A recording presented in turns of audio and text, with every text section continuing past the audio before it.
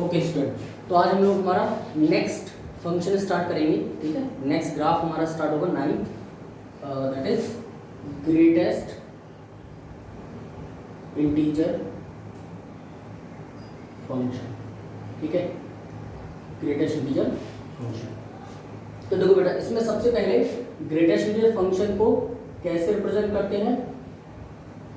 Box of x. ठीक है, box of x, ये आपका इस तरह से बॉक्स बनाते हैं and this function represents as a greatest integer function. ये जो सिंबल होता है where this symbol represent as greatest integer function. Okay, अब देखिए अगर बात इसके ग्राफ की करें तो पहले समझते हैं कि इसका मतलब क्या है। ठीक है, देखो जैसे ग्रेटेस्ट इंटीजर फंक्शन अगर मैं पूछूं कि 2.1 की ग्रेटेस्ट इंटीजर वैल्यू बताओ, तो किसी भी नंबर की ग्रेटेस्ट इंटीजर वैल्यू उस नंबर का करस्पॉन्डिंग लेफ्ट इंटीजर होता है। ठीक है, ओके। अगर कोई भी रियल नंबर दे रखा है जिसकी मुझे ग्रेटेस्ट इंटीजर वैल्यू निकालनी है, तो उस रियल नंबर का जो भी लेफ्ट इंटीजर होगा that integer is known as a greatest integer value of the given real number. Okay, तो इस रियल नंबर, एक रियल नंबर मेरे को 2.1 दे रखा है जिसकी ग्रेटेस्ट इंटीजर वैल्यू निकालनी है। ठीक है, तो इसकी ग्रेटेस्ट इंटीजर वैल्यू कितनी हो जाएगी बेटा? 2.2 हो जाएगी। क्यों? क्योंकि नंबर लाइन पे 2.1 यहाँ पर नहीं होगा एंड लेफ्ट इंटीजर क्या होगा? 2। तो जो भी इसका लेफ्ट इंटीजर होगा वही इसकी ग्रेटेस्ट इंटीजर वैल्यू हो जाएगी। ठीक है, अगर यहीं पर बेटा अगर 3 होता, ठीक है, तो 3 तो बेटा अपने आप में खुद एक इंटीजर है। ओके, तो इसकी ग्रेटेस्ट इंटीजर वैल्यू कितनी होगी? इटसेल्फ 3। ओके, तो सारे इंटीजर्स की ग्रेटेस्ट इंटीजर वैल्यू वो खुद ही होती है क्योंकि वो तो खुद ही अपने आप में एक इंटीजर्स है। ठीक है, बाकी अगर कोई भी रियल नंबर दे रखा है मेरे को इस फॉर्म में, डेसिमल फॉर्म में, ओके, तो उसकी जो ग्रेटेस्ट इंटीजर वैल्यू होगी बेटा वो आपका लेफ्ट इंटीजर हो जाएगी। ओके, समझ आ रहा है? जैसे 4.79 की अगर मैं ग्रेटेस्ट इंटीजर वैल्यू बात करूँ कितनी हो जाएगी? 4 हो जाएगी। अगर मैं पाई की बात करूँ तो पाई की ग्रेटेस्ट इंटीजर वैल्यू कितनी होगी? 3 हो जाएगी। ठीक है, इसी तरीके से अगर मैं ई की ग्रेटेस्ट इंटीजर वैल्यू की बात करूँ तो 2 हो जाएगी। क्यों? क्योंकि इसकी वैल्यू लगभग 2.71 के आसपास होती है।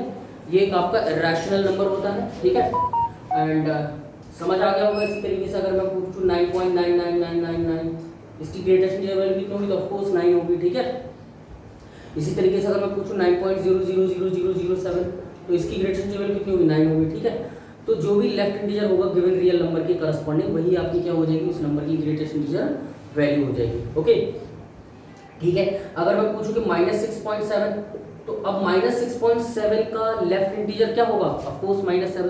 ठीक है, तो इसकी ग्रेटेस्ट इंटीजर वैल्यू कितनी हो जाएगी बेटा? -7। क्योंकि अगर नंबर लाइन पे प्लॉट करोगे, इसको नंबर लाइन पे लिखोगे तो बेटा इसके लेफ्ट इंटीजर कितना होगा? -7। ये ठीक है, तो इसकी ग्रेटेस्ट इंटीजर वैल्यू क्या होगी बेटा? -7 होगी। ठीक है, अगर इस तरीके से मैं पूछूं कि -0.5 की ग्रेटेस्ट इंटीजर वैल्यू कितनी हो जाएगी? तो -1 हो जाएगी क्योंकि लेफ्ट इंटीजर क्या होगा? -1। इसी तरीके से अगर मैं -4 की ग्रेटेस्ट इंटीजर वैल्यू पूछूं तो बेटा इसकी तो -4 ही होगी। क्यों? क्योंकि ये तो खुद ही अपने आप में एक इंटीजर है। ठीक है, तो किसी भी रियल नंबर की ग्रेटेस्ट इंटीजर वैल्यू हमेशा उस नंबर के करस्पॉन्डिंग जो भी आपका लेफ्ट इंटीजर होगा वही रिप्रेजेंट करेगा। ओके, अगर आपका वो नंबर या वो खुद ही इंटीजर है तो फिर वही इसकी इंटीजर वैल्यू हो जाएगी। ठीक है, समझ आ गया होगा। ओके, ठीक है। अब देखो बेटा, ग्राफ की बात करेंगे हम लोग। तो ग्राफ बनाने से पहले आप ऐसे समझो कि अगर मैं आपसे कहूं कि x बिलोंग कर रहा है बेटा क्लोज 0 से लेके ओपन 1, तो इसके करस्पॉन्डिंग जो ग्रेटेस्ट इंटीजर वैल्यू होगी बेटा वो कितनी निकल कर आएगी? 0।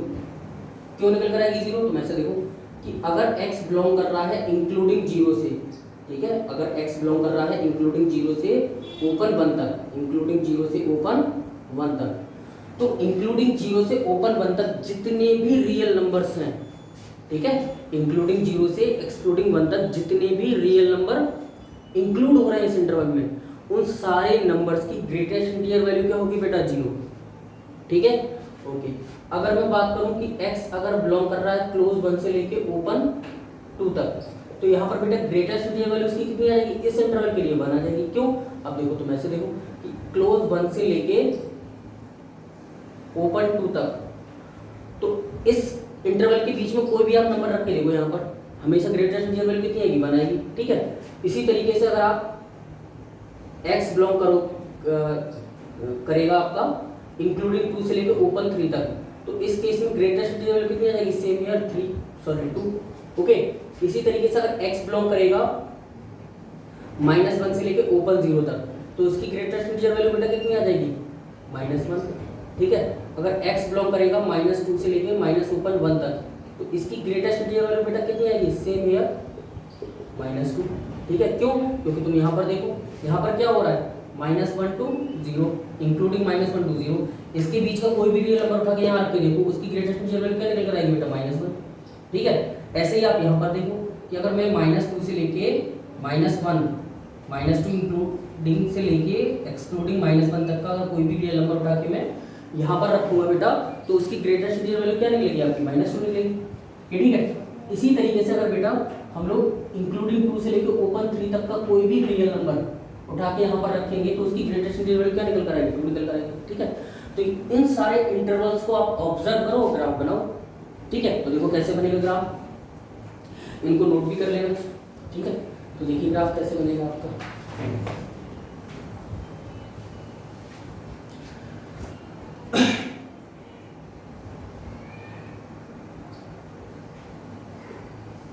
horizontal axis and vertical axis, this is our vertical axis. Suppose this is 1, this is 2, this is 3 and this is 4, 1 2 3 4 and 5, suppose -1 -2 -3 -4 -5 -1 -2 -3। ठीक है बेटा, अब देखो जब x बिलोंग कर रहा था आपका इंक्लूडिंग 0 से ओपन 1 तक, x की वैल्यू जब इंक्लूडिंग 0 से लेके ओपन 1 तक थी, तो आपका जो ग्रेटेस्ट इंटीजर वैल्यू निकल रहा था, मतलब y कितना दे रहा था यहाँ से वैल्यू, y की वैल्यू आ रही थी 0।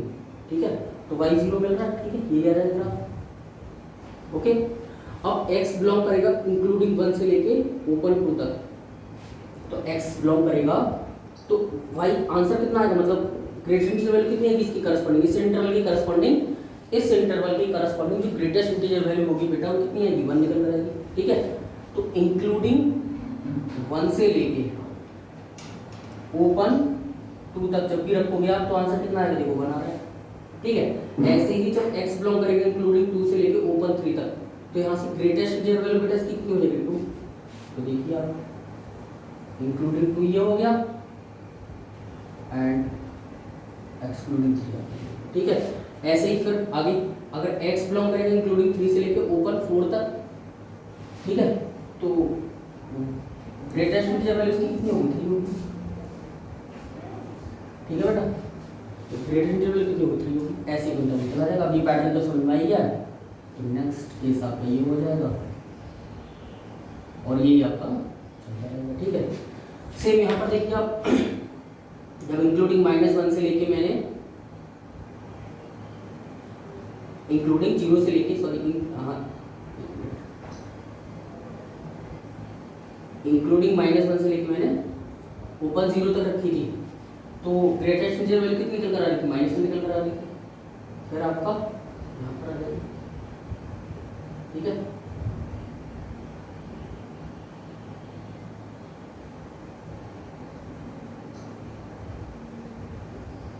तो बेटा इस तरह से इसका ग्राफ समझेगा।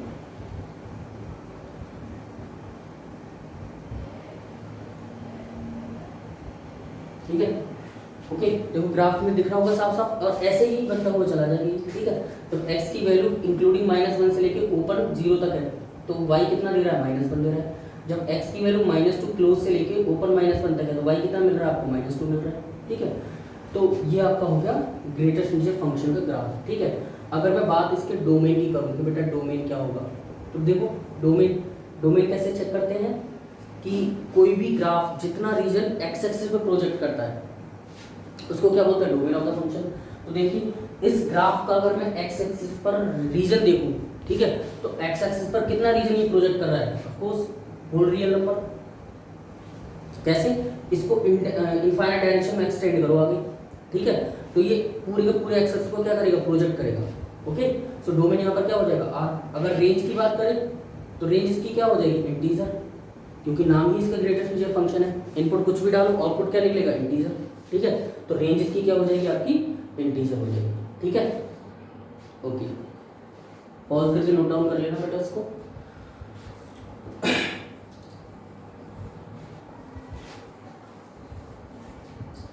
इसके बाद नेक्स्ट फंक्शन है हमारा 10th पार्ट विल बी